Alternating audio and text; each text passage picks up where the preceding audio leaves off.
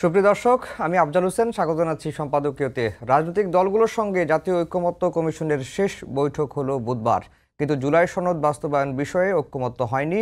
স্পষ্টতই বিভক্ত হয়ে গেছে রাজনৈতিক দলগুলো। গণভোট কখন হবে, নোট অফ ডিসেন্টের অবস্থান হবে কি, এসব প্রশ্নে মতভিন্নতা রয়ে গেছে। তাই সমন্বয় করে সরকারের কাছে উপস্থাপন করবে ঐকমত্য কমিশন। শেষ সিদ্ধান্ত নেবে অন্তর্বর্তীকালীন সরকার। এদিকে শাপলা ছাড়া রাজনৈতিক দল হিসেবে নিবন্ধন মানবে না এনসিপি। শাপলা না দিলে ধানের শীষ, সোনালী আঁশ বাদ দিতে হবে বলেও সাফ জানিয়ে দিয়েছেন দলটির নেতারা। প্রাসঙ্গিক বিষয় নিয়ে আমাদের আজকের সম্পাদকীয় শেষ হইয়াও হইল না শেষ।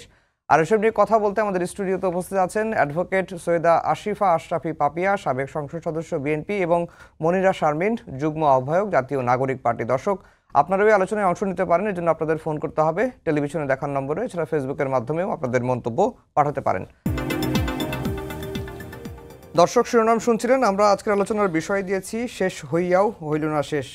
পাপিয়া আপা, আপনাকে দিয়ে আলোচনা শুরু করব। একটু জাতীয় সনদ নিয়ে, জুলাই জাতীয় সনদ নিয়ে আলোচনা করব। তার আগে শাপলার প্রতীকের ইস্যুটা একটু শেষ করে নিই।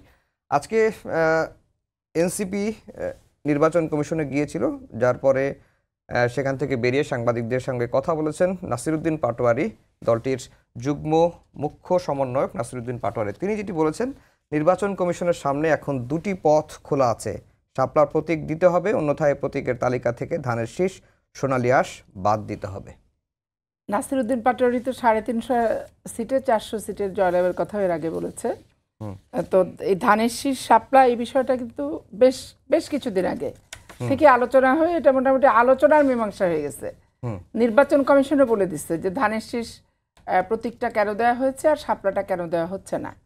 তো এর বলার পরও নাসিরউদ্দিন পাটোয়ারি যদি বলে যে ধানের শীষ বাতিল করতে হবে আমরা শাপলা না পেলে, তার মানে এখানে প্রতিহিংসার রাজনীতি। আর প্রতিহিংসার রাজনীতি মানে নতুন বাংলাদেশের যে স্বপ্নের বন্দোবস্ত তারা দেখাচ্ছিল, তো প্রতিহিংসা থেকে তো তারা দূরে যেতে পারলো না। তারা আবার ওই পাল্টাপাল্টি, এটা না হলে ওটা, ওটা না হলে ওটা। তো তরুণ প্রজন্মের কাছ থেকে এটা তো দেশ জাতি প্রত্যাশা করেনি। আর তারা তাদের বক্তব্যে সবসময় বলেছে যে পূর্বের যা আছে তার পুনরাবৃত্তি ঘটবে না। এখন শাপলা কোন কারণে তারা পাবে না আর ধানের শীষ কোন কারণে আমরা পেয়েছি, এটাও কিন্তু বারবার করে আমরা অনেক টকশোতেই বলেছি যে একটা রাষ্ট্রীয় লোগো, একটা সামরিক বাহিনীর, তারপরে বিডিআর থেকে শুরু করে সবার লোগো, জাতীয় সংসদের লোগো শাপলা। তো জাতীয় রাষ্ট্রীয় লোগো, রাষ্ট্রের লোগো যদি হয় শাপলা, রাষ্ট্রের লোগো তো ধানের শীষ না। এখন শাপলাটাকে যেইখানে নদীতে, পুকুরে, জলজ জায়গায় হয় তার আশেপাশে লতা গুল্ম হিসেবে ধানের শীষের, ধানের গাছও আছে আশেপাশে। অন্য গাছও যেমন আছে, ধানের গাছও তেমন আছে। কিন্তু এইটা ধানের শাপলার জন্মস্থানটা দেখাতে যে ধানের শীষ সহ লতাগুল্ম দেখানো। এখন ধানের শীষ তো রাষ্ট্রের লোগো না, ধানের শীষ তো হচ্ছে জাতীয় সংসদের এককভাবে রাষ্ট্রের লোগো না। এককভাবে রাষ্ট্রের লোগো না তো কি দ্বিতীয়ভাবে রাষ্ট্রের লোগো? আপনি সংবিধান, সংসদের যে লোগোটা, স্পিকার যে পতাকাটা ব্যবহার করে, তাতে কিসের ছবি আছে? শাপলার ছবি আছে, আশেপাশে আরো অনেক কিছু ছবি। শাপলার ছবি আছে কিনা? আছে, আছে। আচ্ছা, তারপরে আপনি শাপলার ছবিটাই তো মেইন, এখানে মেইন তো শাপলাটাই, মুখ্য করে তো শাপলাটাই। তারপরে আপনি আর্মিদের লোগো কি, আর্মিদের কি, বিডিআরদের, কিংবা যে পতাকা বৈঠকে যখন বসতেছে এই রাষ্ট্র ওই রাষ্ট্র, জাতীয় তো শাপলাই তো থাকছে এখানে, তাই না? এখন এর আগে একবার আসছিল যে কাঁঠাল নাকি নিয়ে, যে জাতীয় ফল তো কাঁঠাল। তো জাতীয় ফল কাঁঠাল হলো জাতীয় ফল কাঁঠাল, কাঁঠাল তার লোগো না। কোনো কিছুর কি লোগো যে আমাদের জাতীয় সংসদের স্পিকার যে পতাকাটা ব্যবহার করে সেটা লোগো? সেটা কিন্তু না। কিন্তু শাপলা প্রতীক এনসিপি কে দেয়া হলে দল হিসেবে বিএনপির কোনো আপত্তি আছে?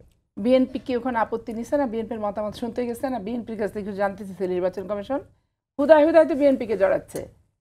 আমরা বিএনপি তো এখানে পার্ট না, বিএনপি কিন্তু হুদায় হুদায় এনসিপি টানাটানি করছে যে যে লতা গুল্মোর ভিতরে যে শাপলাটা ফুটে, আশেপাশে হচ্ছে ধানের শীষ, ধানও আছে, ধানের গাছও আছে। তো ধানের গাছ যদি ওরা পায় ধানের শীষ, তাহলে আমরা কেন পাবো না?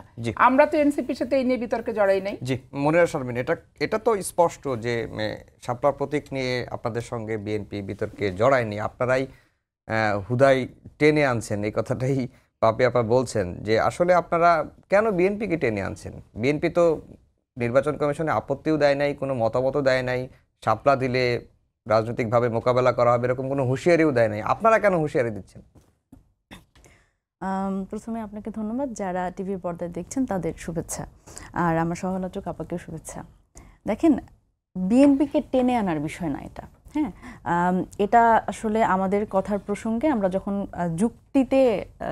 যুক্তি দিতে গেছি তখন আমাদের আসলে এই বিষয়টা এসছে, এবং শুধুমাত্র কিন্তু বিএনপির কথা এসছে ব্যাপারটা তা না, এখানে আরও কিছু দলের নাম এসছে, তারা কিন্তু এভাবে রিয়্যাক্ট করছে না। বরং আমার মনে হয় যে এই বিষয়টিতে যে শাপলা কেন পাবে না এনসিপি, এই ক্ষেত্রে রাজনৈতিক ঔদার্য দেখাতে পারতো বিএনপি এই বলে যে কেন আসলে এনসিপিকে শাপলা দেওয়া হচ্ছে না, এটি আসলে উদ্দেশ্য কি। দেখেন, এটা যে উদ্দেশ্য প্রণোদিত, এটা আমরা বিভিন্ন সময় বিভিন্নভাবে বলবার চেষ্টা করেছি।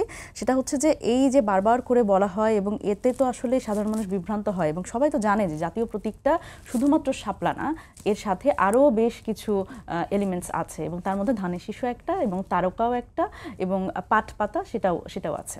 সুতরাং এই যদি এই জাতীয় প্রতীক নিয়েই আলোচনা হয় যে জাতীয় প্রতীক বলেই এনসিপি শাপলা পাচ্ছে না, তাহলে সেখানে ধানের শীষের একটা বড় রাজনৈতিক দলের এতদিন ধরে তারা এই লোগো ব্যবহার করে আসছে, এই প্রতীক ব্যবহার করে আসছে, সেটাও আসলে কিভাবে যৌক্তিক হয়।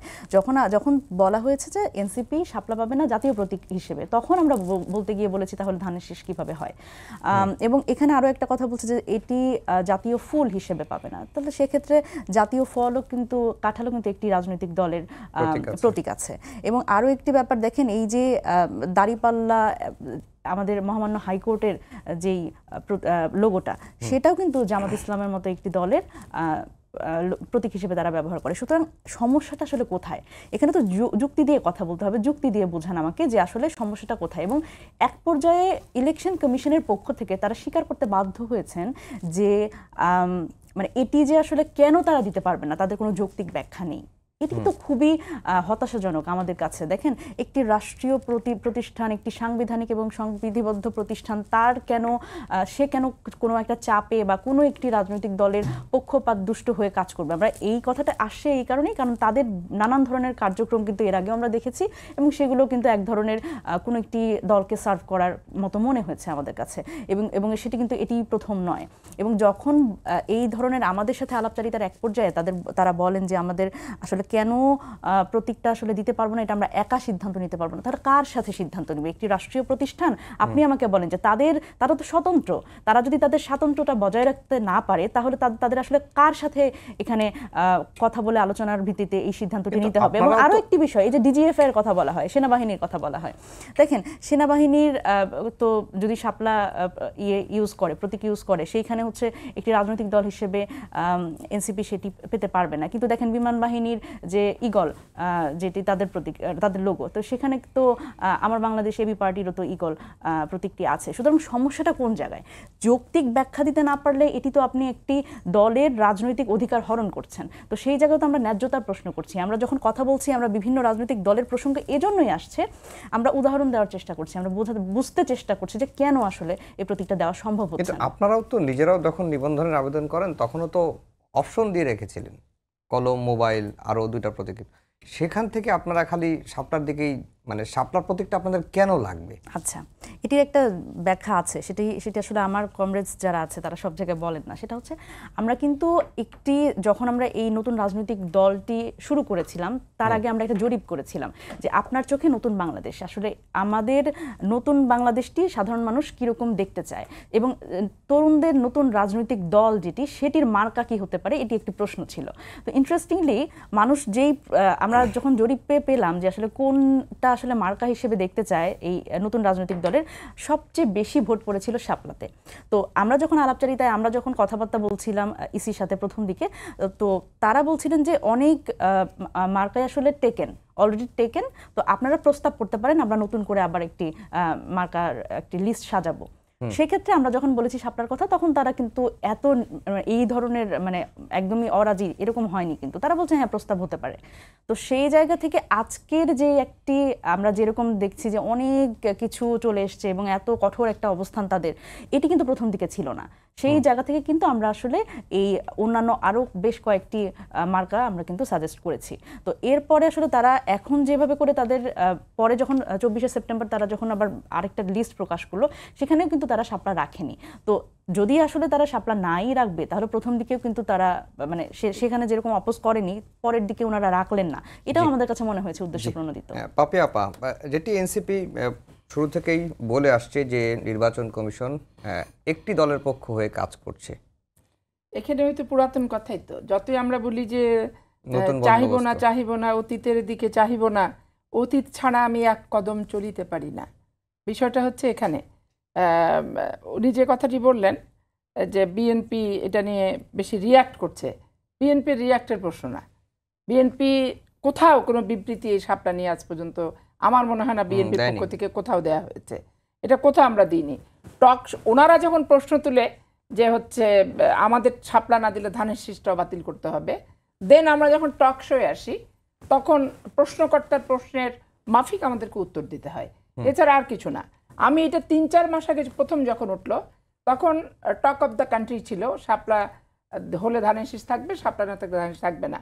তখনই আমি নির্বাচন কমিশনের স্পষ্ট পত্রপত্রিকা আমি যেটা পড়েছি যে শাপলা দেওয়া হচ্ছে না, এই ব্যাপারে আমরা সিদ্ধান্ত নিয়ে ফেলেছি, এই কারণে দেওয়া হচ্ছে না বলে। সম্ভবত একটা আইন মন্ত্রণালয়েও তাদের একটা মতামত যদি কোনো রিভিউয়ের বিষয় থাকে তো সেটা আইন মন্ত্রণালয় থেকে আসতে হবে না, কিরকম একটা মন্তব্য আমি পড়েছি।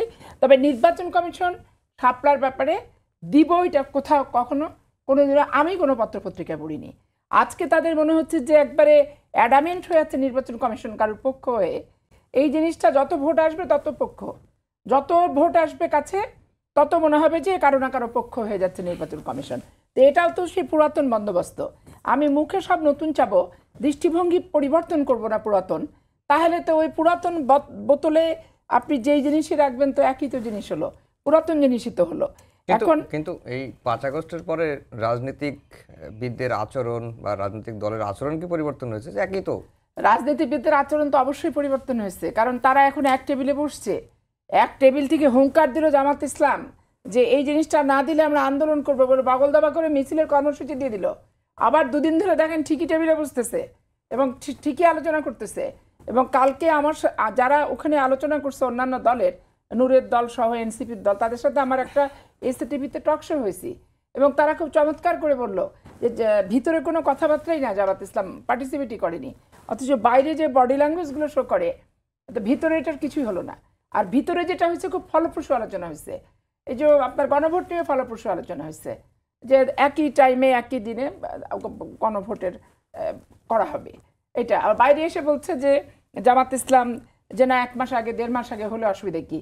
তো যেখানে টেবিলে বসে টক হচ্ছে তো সেখানে তো আমার নিষ্পত্তি করতে হবে। ওখানে আবার নোট অফ ডিসেন্ট নিয়েও কিন্তু কথা, কালকে আমি যেটা ছিল যারা তারা সবাই প্রেজেন্ট ছিল আমি ছাড়া, তো তারা বললো যে নোট অফ ডিসেন্ট নিয়ে বলা হয়েছে যে যেই পার্টি যেটা নোট অফ ডিসেন্ট দিছে রাষ্ট্রীয় ক্ষমতা আসলে সে সেটা করবে, নোট অফ ডিসেন্টটা সে কার্যকর করবে, আরেক দল না গেলে কার্যকর করতে পারবে না। নোট অফ ডিসেন্ট সেটা তাদের মতো হবে, যে দল ক্ষমতা আসবে সেই করবে।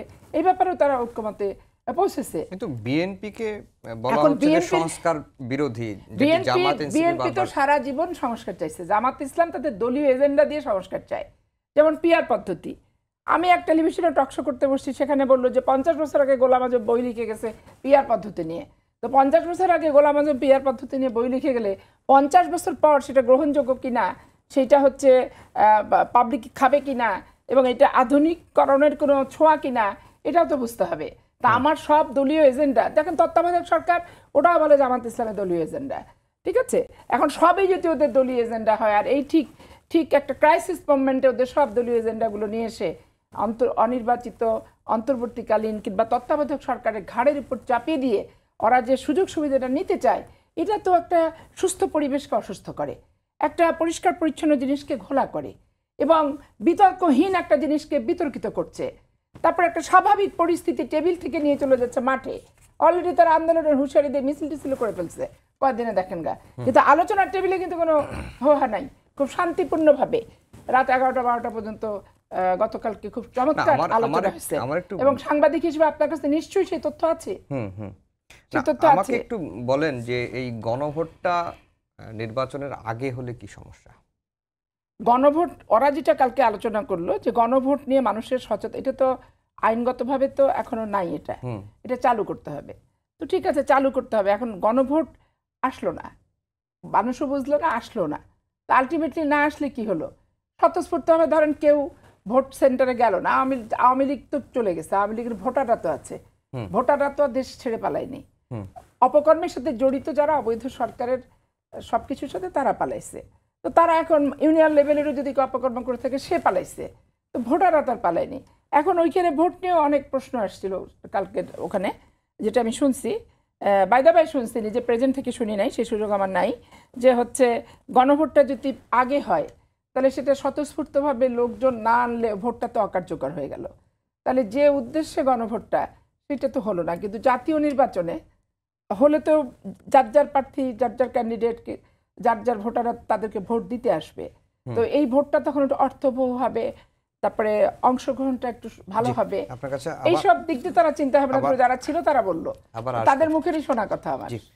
মনিরা শারমিন, আপনারা নির্বাচনের দিন জাতীয় গণভোটের বিষয়টিতে শুরুর দিকে একমত ছিলেন, কিন্তু গত বৈঠকে দেখলাম যে আপনারা নির্বাচনের আগেই গণভোটটা চাচ্ছেন। আপনাদের অবস্থার পরিবর্তনটা কেন হলো? না দেখুন, এটি আসলে অবস্থান পরিবর্তনের বিষয় না, বিষয়টি হচ্ছে আসলে কিছু কিছু কনসার্ন রেজ হয়েছে।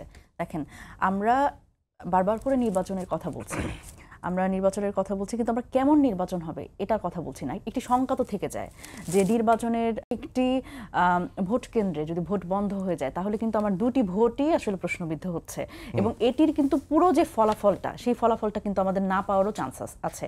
আপা যেটি বললেন সেটিও এক ধরনের পার্সপেক্টিভ, কিন্তু আপনার এই পার্সপেক্টিভটাও আপনি ফেলে দিতে পারবেন না। তো সেই জায়গা থেকে আমরা যেটা বলছি সেটা হচ্ছে যে এটি যেহেতু একটা বিষয় ইয়ের পক্ষ থেকে, ঐকমত্য কমিশনের পক্ষ থেকে এসছে যে নোট অফ ডিসেন্ট সহ হয়তো হতে পারে একটা লিস্ট, এবং আরেকটা হতে পারে নোট অফ ডিসেন্ট ছাড়াগুলি, তো দুটোতেই হয়তো একটা ভোটিং হতে পারে।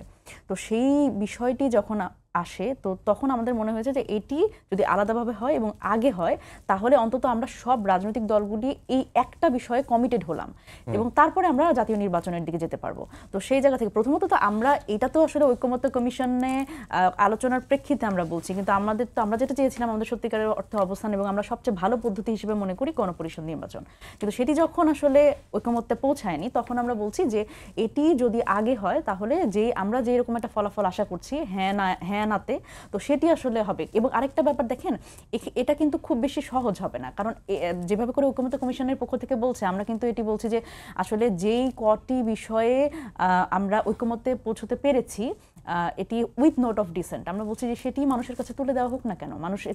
মানুষ আসলে যদি হ্যাঁ বা না তারা এটি সমর্থন করে, যদি তার মধ্যে একটাও কারো মনে হয় যে না এটি আপত্তি করে, এটি আমার দেশের জন্য ভালো না বা তাদের জন্য আসলে ভালো না, তখন মানুষ তো না ভোটই দিবে। তো সেই জায়গা থেকে আসলে আমরা সাধারণ মানুষের কাছে এই জবাবদিহিতাটা, আমাদের নিজেদের জবাবদিহিতা নিশ্চিত করতে আমরা অনেক ক্ষেত্রে ভয় পাই। এটা তো বিশাল কর্মযজ্ঞ। নির্বাচন যদি ফেব্রুয়ারিতে হয় তাহলে এর আগে এটা কিভাবে হবে? মানে এটা তো বিশাল ব্যয়বহুল একটা বিষয়। আবার ঐকমত্য কমিশনের অনেক বিষয় আছে যেটা আমরা নিজেরাও ভালোভাবে বুঝি না। মানুষজন কিভাবে বুঝে পড়ে হ্যাঁ না উত্তর দেবে? এটি তো আবার একটা আলাদা প্রসঙ্গ যে মানুষ বুঝবে কি বুঝবে না, সেটা তো আসলে নির্বাচনের দিনে হলেও যেটা এবং নির্বাচনের আগে হলেও সেটা। কিন্তু আরেকটা বিষয় দেখেন, এটি যেরকম একটা খরচের বিষয়, আপনি এটা একটা পার্সপেক্টিভ বলেন, আরেকটি পার্সপেক্টিভ হচ্ছে এই দুটো নির্বাচনের মধ্যে এই একটি গণভোটটা যদি আগে করা যায়, এটি কিন্তু একটা টেস্ট কেস হতে পারে যে নির্বাচন আসলে আমাদের নির্বাচন কমিশনের সক্ষমতা এবং অন্তর্বর্তীকালীন সরকারের নির্বাচন আয়োজনের সক্ষমতা, এটিও একটি প্রমাণ হতে পারে। এবং আমাদের রাজনৈতিক দলগুলোর যে আসলে সত্যিকার অর্থে আপনি যে কথাটি বলছিলেন যে কোনো পরিবর্তন হয়েছে কিনা, আমাদের রাজনৈতিক সংস্কৃতিতে কোনো পরিবর্তন হয়েছে কিনা, এটারও একটা টেস্ট কেস হতে পারে। তো দুটি পার্সপেক্টিভ এখানে আছে। পাপি আপা, যেটি মনিরা শারমিন বললেন যে নির্বাচনের আগে হলে এটি যেটা হবে যে নির্বাচন কমিশনের একটা পরীক্ষা হয়ে গেল। মনিরা শারমিন জানি না তার দলের সাথে আলোচনা করে কথাটা বলছে কিনা। কালকে রাত্রি 11টার থেকে 12টার যে টকশোটা করলাম, তাদের দলেরও ছেলে ছিল, তাদের দলেরও টকশোর বিষয়টি না ওইখানে ওই বিষয় নিয়ে আলোচনা হয়েছে। আচ্ছা, ওরা ওই রাশেদ ওখান থেকে আসছে 15 মিনিট 20 মিনিট আগে, ঐকমত্য কমিশন থেকে আসছে। তো সে যেহেতু ওইখানে মিটিংয়ে ছিল। রাশেদ বলতে কোন রাশেদ? নূরের পার্টি। এটা তো গণ অধিকার না, ওখানে আমরা এনসিপি আর আমরা দুজন শুধু অনুপস্থিত ছিলাম, আর সে উপস্থিত। তো রাশে কি হচ্ছে, তাকে বললো যে এনসিপি যে পরিমাণ এই গণভোট, তারপরে এই যে ইয়ের পরিষদ, কি পরিষদ, গণপরিষদ নির্বাচন নিয়ে যেরকম একটা অনার পজিশনে ছিল, সেখান থেকে তারাও সফট হয়েছে। তারা সফট হয়েছে এবং এটা একটা পজিটিভ অ্যাটিটিউড। কালকের মিটিংটা সবচেয়ে ফলপ্রসূ হয়েছে এবং এটা একটা পজিটিভ অ্যাটিটিউড হয়েছে। আর সংস্কার কমিশন যেটা বলেছে যে নোট অফ ডিসেন্টের বিষয়টা আমরা অন্তর্বর্তীকালীন সরকারের কাছে পাঠিয়ে দিব, তারা কি বলে সেটা তাদের মতামত সাপেক্ষে তখন সেভাবে ব্যবস্থা গ্রহণ করা হবে। অন্য প্রসঙ্গে আসি, যে আজকে সমকালের একটা রিপোর্ট দেখলাম যে এনসিপি কে ভোটের মাঠে সঙ্গে চায় বিএনপি। আচ্ছা, এখন রাজনৈতিক জোট তো যার তার সাথে হতে পারে, কারণ এনসিপির এখনো নিবন্ধন হয়নি। যদি নিবন্ধনের শর্তাবলী পূরণ করতে না পারে, তাও নিবন্ধন হতে কতটুকু সময় লাগছে না লাগছে এগুলো তো ব্যাপার আছে। এটা নীতিগত সিদ্ধান্ত হয়ে গেছে, নিবন্ধন পাবে, এখন শুধু প্রতীক নিয়ে ঝামেলা। আচ্ছা, তো নীতিগত সিদ্ধান্ত যদি হয়েই যায়, তারপর একটা রাজনৈতিক সংগঠন হিসেবে শুধু আত্মপ্রকাশ করে ওই জেলায় 1000-1200 লোক নিয়ে মিটিং করে তো আর ভোটের মাঠ কাঁপানো যাবে না। তো এটা যদি জামাত ইসলামের সাথে আমাদের রাজনৈতিক জোট হতে পারে, তো এনসিপির সাথে কেন? অন্যান্য সংগঠনের সাথে যখন হচ্ছে, তো এনসিপির সাথে হতে পারে জোট। এটা অস্বাভাবিক, অসম্ভব তো কিছু না। যদিও আমার এই সম্পর্কে কোনো কিছু জানা নাই, আপনার কথা প্রসঙ্গে আমি উত্তরটা দিলাম। জোট হতে আপত্তি কোথায় আছে, কি সমস্যাই বা কি আছে? তারা একটা রাজনৈতিক সংগঠন, অন্য সংগঠনের সাথে করতে হলে এদের সাথে করতে হলে তো অসুবিধা নাই আমাদের। জি, মনিরা শারমিন, একই প্রশ্ন যে বিএনপির সঙ্গে বা জামাতের সঙ্গে আপনাদের জোট হতে পারে কিনা, যে এবং আমরা পত্রিকার রিপোর্টে দেখলাম যে আলোচনা এগুলোও এখন পর্যন্ত চূড়ান্ত সিদ্ধান্ত হয়নি, মানে আলোচনা চলছে। তাহলে দেখেন, আলোচনা তো এটি একটি, আমি যদি বলি রাজনৈতিক দলগুলোর এটি একটি রেগুলার একটা মিটিং বলতে পারেন। সেটা হচ্ছে যে আমাদের দলের যে রাজনৈতিক লিয়াজু কমিটি আছে, তারা কিন্তু বিভিন্ন সময়ই, আপনি যদি বলেন যে ঐকমত্য কমিশনে আমরা যখন বসছি, তখনও তার ওই সময়েও কিন্তু ওই ফর্মাল আলোচনার মধ্যেও কিন্তু আমরা আসলে বিভিন্ন রাজনৈতিক দলগুলোর সাথে ছোট ছোট বিষয় নিয়ে কিন্তু আমরা আলাদা করে বসার চেষ্টা করেছিলাম। সেটা হচ্ছে সবকিছু তো আসলে একদম ফর্মাল টেবিলে যেটা আমরা করতে পারি না, তো সেই জায়গা থেকে আমাদের কিন্তু এমনিতেও আলোচনা চলছে। তবে নির্বাচনী জোটের কথা যদি বলি, সেটি হচ্ছে আলোচনা তো সবসময়ই থাকে এবং সেটা নির্বাচনের আগ মুহূর্ত পর্যন্ত সেই আলোচনা অব্যাহত থাকবে বলে আমার বিশ্বাস। তবে এখানে যেটি আমাদের প্রাথমিক লক্ষ্য হচ্ছে যে বাংলাদেশে সব সময় যেটা আমরা দেখেছি একটি দ্বিদলীয় রাজনৈতিক সংস্কৃতি, তো সেই সংস্কৃতি থেকে বের হয়ে এনসিপি চায় যে একটি তৃতীয় একটা ব্লক তৈরি করতে। আমরা সবসময় দেখেছি বিএনপি, আওয়ামী লীগ, এখন দেখছি বিএনপি, জামাত, এবং এরপরে আমি যদি বলি এনসিপি সহ অন্যান্য যে রাজনৈতিক ছোট দলগুলো আছে এবং যারা আসলে যাদের ক্ষেত্রে আমি যদি বলি যে এটা একটা অর্গানিক অ্যালাই তৈরি হয়েছে। আমাদের ঐকমত্য কমিশনে যখন আমরা মিটিংগুলো করেছি, আমাদের কিন্তু বেশ কিছু রাজনৈতিক দলের সাথে কথা মিলে গেছে। তো সেই জায়গা থেকে সেই ছোট রাজনৈতিক দলগুলো মিলে যদি আসলে একটা তৃতীয় শক্তি আমরা গঠন করতে পারি, সেটি আমার মনে হয় যে বাংলাদেশের গণতন্ত্রের জন্য অনেক বেশি একটা আশার বিষয় হবে। এবং এরপরে এটির পরে আসলে এই একটা থার্ড ব্লকের পরে তারপরে আসলে কথা হতে পারে যে নির্বাচনের জন্য নির্বাচনী জোট আসলে কার সাথে হবে বা কার সাথে হবে না, সেটি এক ধরনের আলোচনা তো সবসময়। কিন্তু অনেকেই বলেন যে এনসিপির জন্য নির্বাচনী মাঠ বা রাজনীতির মাঠ অনেকটা হাতছাড়া হয়ে গেছে। জাতীয় রাজনীতিতে এনসিপির অবস্থানটা আগে যেরকম ছিল দিন দিন আরো কমতেছে কেন? দেখেন, এটি আমার কাছে মনে হয় যে আমি জানি না এটার সোর্স কি, তবে এটি যদি পারসেপশন হয়, পারসেপশন যে কোনো ভাবে যে কোনো মানুষেরই হতে পারে। এনসিপি থেকে সম্প্রতি পদত্যাগ করা একজন নেতার সঙ্গে আমি কথা বলেছি আমার এই স্টুডিওতে, অন্য একটা আলাদা প্রোগ্রামে, উনি বলছিল বিষয়। আচ্ছা, আমি যদি বলি যে একটি 7 মাসের রাজনৈতিক দলের যত কিছুর মধ্যে দিয়ে আসলে আসতে হয়েছে, এটি তো জনগণ দেখেছে, আপনারাও দেখেছেন, আপনারাও সেই হিসেবে আমাদের সহযোদ্ধা, মানে সহযাত্রী। তো সেই জায়গা থেকে আমি যদি বলি যে এনসিপির যে অবস্থান মাঠ পর্যায়ে, স্থানীয় পর্যায়ে, সেটি অনেক বেশি আশাব্যঞ্জক। কারণ তারা এখন পুরোপুরি সাংগঠনিক বিষয়ে মনোযোগ দিচ্ছে এবং আমরা যেটা ডেডলাইন দিয়েছি যে নভেম্বরের 30 তারিখের মধ্যে আমরা ওয়ার্ড লেভেলের কমিটি পর্যন্ত দিয়ে দিব। সুতরাং এই জায়গাতে আমার মনে হয় যে 7 মাসে এটি জাজ করার মতো যথেষ্ট সময় না যে এনসিপির আসলে মাঠটা কেমন বা নির্বাচনী মাঠ আসলে কেমন হবে। সুতরাং এই জায়গাতে তবে আমি একটা কথা বলি যে অন্যান্য রাজনৈতিক দল, আমি যদি বলি বড় রাজনৈতিক দল হিসেবে যারা নিজেদের ভাবছেন, তাদের রাজনৈতিক মাঠ যে আসলে খুব বেশি পাকাপোক্ত এটিও বলা যাবে না। কারণ আমরা যখন একদমই এলাকায় যাই, আমি আমার নিজের এলাকার কথাই যদি বলি, আমি যখন নওগাঁ যাই, তো আলটিমেটলি আমি যেটা দেখি যে যেই মানুষগুলো আসলে অন্যান্য বড় রাজনৈতিক দল বা সম্ভাব্য ক্ষমতায় আসবে এমন রাজনৈতিক দলের সাথে আছেন, তাদের অনেক ক্ষেত্রেই মনে হয় যে তারা আসলে তাদের কোর কর্মী কিনা। এটি কিন্তু একটা বড় প্রশ্ন, কারণ ক্ষমতার সাথে দেখবেন যে আমি জানি না যদি কখনো এনসিপি খুব বড় রাজনৈতিক দল সবাই বিএনপি জামাত এক্স্যাক্টলি, তো সেই জায়গায় ক্ষমতার কাছাকাছি থাকার জন্য কিন্তু প্রচুর মানুষ আসলে মৌমাছির মতো করে তাদের আশেপাশে থাকে। কিন্তু সত্যিকার অর্থে আমি যদি বলি এই মুহূর্তে এনসিপি যেটা চাচ্ছে সেটা হচ্ছে তাদের আসলে কোর যারা কর্মী, যারা এনসিপির এই ফাউন্ডেশন থেকে শুরু করে এই পুরো দলটার যে আমরা যদি বলি যে আমরা 30 বছর আগামী 30 বছরের রাজনীতি করতে চাই, আগামী 50 বছরের রাজনীতি করতে চাই, সেই ভিশনারি পলিটিক্সটা করবে সেই মানুষগুলো আমরা বানানোর চেষ্টা করছি। একটা জিনিস ক্লিয়ার করার ইচ্ছা আমার, বা আপনি ক্লিয়ার করবেন কিনা জানি না। আপনাদের দলের আহ্বায়ক নাহিদ ইসলামের একটি কথা নিয়ে দেখলাম দুইজন উপদেষ্টা প্রতিক্রিয়া জানিয়েছেন। একজন খুব দুঃখ প্রকাশ করেছেন এবং একজন বলছেন যে এটি আসলে নাহিদ ইসলামকেই স্পষ্ট করা উচিত, যে কিছু উপদেষ্টা আখের গোছাচ্ছেন, সেফ এক্সিট খুঁজছেন। তো আপনারা এটা পরিষ্কার করছেন না কেন? কারা তারা? এই বিষয়গুলো তো পরিষ্কার করতে হবে। আচ্ছা দেখেন, এটা তো আসলে আমি যদি বলি আমাদের দলের আহ্বায়ক জনাব নাহিদ ইসলাম নিজেই বলেছেন, উনার ব্যক্তিগত উনার অবজারভেশন। তো এটি সবচেয়ে ভালো হবে উনি যদি প্রকাশ করেন, কারণ উনার মনের মধ্যে নিশ্চয়ই অনেক বিষয় আছে। উনিও তো উপদেষ্টার মধ্যে ছিলেন। জি জি জি, এই জন্যই বলছি। দেখেন আমাদের অবজারভেশন তো এক ধরনের এবং উনার অবজারভেশন কিন্তু আরেক ধরনের। সেটা হচ্ছে উনি একাধারে আমি যদি বলি অভ্যুত্থানের, আমি যদি বলি যে একেবারে পোস্টার যে মানুষগুলো তাদের মধ্যে একজন। সুতরাং সেই জায়গা থেকে অভ্যুত্থানের রিপ্রেজেন্টেশন হিসেবে উনি একজন উপদেষ্টা হিসেবে উনি দায়িত্ব পালন করেছেন। সুতরাং উপদেষ্টা পরিষদে যারা আছেন তাদের সাথেও কিন্তু ওনার এক ধরনের পরিচিতি আছে এবং এরপরে উনি একটি নতুন রাজনৈতিক দলের আহ্বায়ক। সুতরাং ওনার 3টা রোল আছে। সেই 3টা রোল থেকে উনি যেই বক্তব্যটি দিয়েছেন সেটি আসলে আমার পক্ষে ব্যাখ্যা করা সম্ভব হবে না। এটি সম্ভবত উনি সময়ের জন্য অপেক্ষা করছেন কিনা আমি জানি না। আমার ধারণা হয়তো যে উনি সঠিক সময়ের জন্য আসলে করছেন কিনা, অপেক্ষা করছেন কিনা। আবার আমার আরেকটা জিনিস মনে হয়েছে, সেটা হচ্ছে যে উনি আবার এটা বলে সেই উপদেষ্টাদের সতর্ক করলেন কিনা।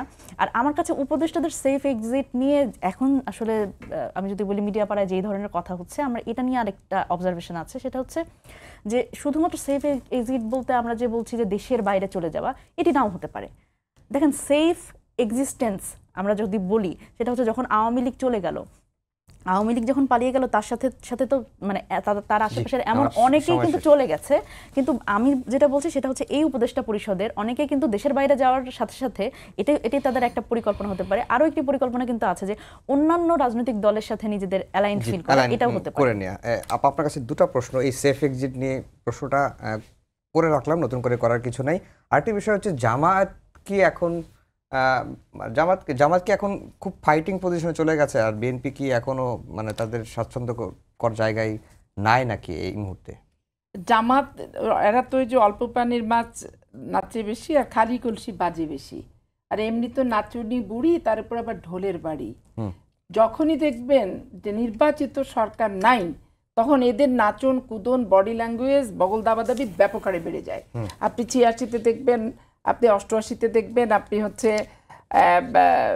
1-11-তে দেখবেন, আবার এই বর্তমানেও তাই দেখছেন। তো এদের এটা স্বভাবের বৈশিষ্ট্য। কারণ একটা নির্বাচিত সরকার থাকলে নির্বাচিত সরকারের কাজ কাম সবকিছু সীমাবদ্ধ করে, জামাত তো ফকর দালালি করতে পারে না। এখন জামাত সব জায়গায় ফকর দালালি করে বেড়াচ্ছে। কারা প্রিজাইডিং হবে, পুলিং হবে। এখন 5টা-10টা কলেজের যদি জামাত ইসলামের লোকেরাই সভাপতি হয়, তাহলে ওইখানে কাকে প্রিজাইডিং কাকে পুলিং এর দায়িত্ব দেওয়া হবে ওই সভাপতি তো ডিকটেট করছে। আর যদি হয় জেলা প্রশাসক জামাত, তাহলে তো সোনায় সোহাগা, এখানে কথা বলার আর কোনো বিষয়বস্তুই নাই। যেটা চাঁপাইনবাবগঞ্জ জেলায় হয়েছে, এক লতিফুর রহমান কত প্রতিষ্ঠানের যে সভাপতি এবং তাদের দলের লোকেরা যে কত প্রতিষ্ঠানের সভাপতি, হুড়াহুড়ি কাড়াকাড়ি, এগুলো পত্রিকার শিরোনাম কিন্তু হচ্ছে না। কিন্তু বিএনপির কোথাও একটা হতে গেলে, এনসিপির কোথাও একটা হতে গেলে সেটা আলোচনার একটা বিষয়বস্তু হয়ে বাংলাদেশের মধ্যে সব ছেড়ে ওটার পিছনে লেগে যাও, এরকম একটা পরিস্থিতি। এখন আপনি যেটা বললেন যে জামাত ইসলামকে জাতীয় রাজনীতিতে ভোটের মাধ্যমে বোঝা যাবে, কিন্তু এখানে ব্যাপার আছে। এখানে এই যে প্রিজাইডিং আর পুলিং, ভাই আমার 8 সালের ভোটের খুব অভিজ্ঞতা আছে, তিক্ত অভিজ্ঞতা। আসিফ নজরুল সাহেবরা, সাক্ষাৎ হোসেনরা সেই রোল মডেল বলে যে নির্বাচনকে, আমি বলি ওইটা একটা সিটিং অ্যারেঞ্জমেন্টের নির্বাচন। ফলাফলটা পূর্ব পরিকল্পিত ছিল, কাকে কত % দেওয়া হবে সেটাও ছিল নির্ধারিত। ওপেনই আমি বলছি, দ্বিতীয় প্রশ্ন বলি সবসময়। আর দ্বিতীয় প্রশ্ন যেটা ছাত্র সংগঠনের বক্তব্য, আর মূল রাজনীতির নির্বাচনের বক্তব্য এক না। শীততাপ নিয়ন্ত্রিত কক্ষে বসে আলোচনা সবাই আমি শ্রেষ্ঠ বক্তা হলাম, আর ওই মাঠের ভোটারদের যে বক্তৃতা এটার পার্থক্য আছে। আপনি সুশিক্ষিত লোকের বক্তৃতার সাথে মাঠ বক্তৃতার পার্থক্য আছে। আর আপনি যেটা বললেন যে এক্সিটের ব্যাপার যেটা বললেন, এইটা ওদের একটা থ্রেটও হতে পারে। কথাবার্তা কোনো কিছু ধর অসামঞ্জস্য, কম শুনতেছে, কি ঠিক মতো সাহায্য করছে না, তো একটা মেরে দিলাম গুলি, থ্রেটে তখন ওরাও চিন্তিত হলো, অস্থির হলো, এবং তখন যে কি ব্যাপার কি বিষয় কেন আসছে ওদেরকে ডাকলো, আমলে নিল, গুরুত্ব দিল, দিয়ে একটা আলাপ আলোচনা করে মোটামুটি আবার যার যার সাথে তার সম্পর্কে যতটুকু দূরত্ব তাদের সাথে তাদের হয়েছে সেটা আবার ঠিকঠাক হয়ে গেল। এটা থ্রেড হিসেবে দিতে পারে। রাজনীতির মাইর প্যাচ আর রাজনীতির খেলা, এইটা তো বাংলাদেশে বলাই বাহুল্য যে ঠিক যে যখন পারে সে তখন মারে। সেটা তো আপনারাও দেন, তাই না? আমরা দিই, সেই প্রশ্ন তো আপনি আমাকে বলেননি। আপনি আমাকে স্পেসিফিক প্রশ্ন করছেন যে সরকারের উপদেষ্টাদের, যেহেতু আমার সময় কম, মনিরা শারমিনকে দিতে পারছি না, সেই কারণে আমি কথাটা বললাম। এইজন্য আমার বক্তব্য হচ্ছে এখানে যে এইটা তাদের একটা থ্রেট হিসেবে হতে পারে, কোনো কিছু নিয়ে মনোমালিন্যও থাকতে পারে, দূরত্ব হতে পারে, জাস্ট আবার কাছাকাছি ভিড়ার জন্য এটা একটা। আপনাকে অসংখ্য ধন্যবাদ মনিরা শারমিন, আপনাকেও ধন্যবাদ জানিয়ে শেষ করছি আমাদের আজকের সম্পাদকীয়। আগামীকাল আবারও দেখা হবে একই সময়ে। শুভরাত্রি।